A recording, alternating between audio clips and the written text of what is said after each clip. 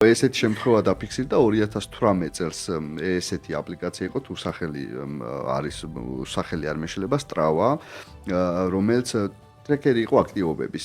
სპორტული აქტივობების, რამდენს დარბოდი, რამდენს ცურავდი, რამდენს რაღაც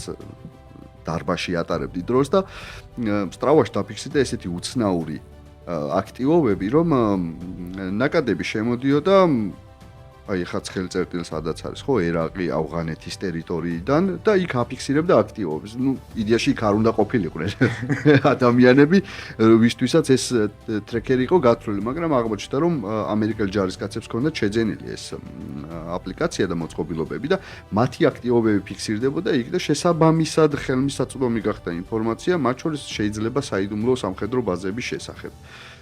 ამიტომ რა მნიშვნელობა აქვს და წეგან ახსენე რომ ერთი კლიკი საჭიროა და ყველაფერი გამოჩნდება ეს განსორია შენ ხა მასშტაბურობას საჩვენებ ხო ამერიკელი ჟურნალისტი იყო New York Times-ის 2019-ში ატარებდა კვლევას რამდენად მიკვლევადი იყო მისი მონაცემები რამდენიმე Kashmir Hill-ი იყო ამ ქალბატონის არის ამ ქალბატონის სახელი და გვარი რამდენიმე აპლიკაცია გამოწერა iPhone-ში iPhone სარგებლობდა მაშინ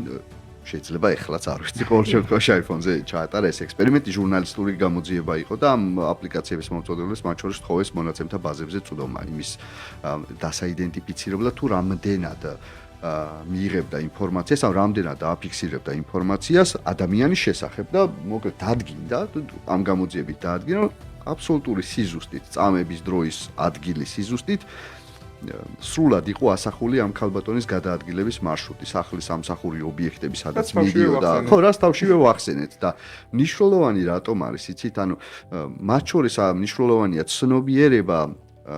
საზოგადოებაში და პასუხისმგებლობა კომპანიებში, რომ მე შეიძლება ისეთი პროდუქტი შევქმნა საერთოდ არ მქონდეს მოლოდინი, რომ რაღაც უარყოფით შედეგებზე გამიყვანს.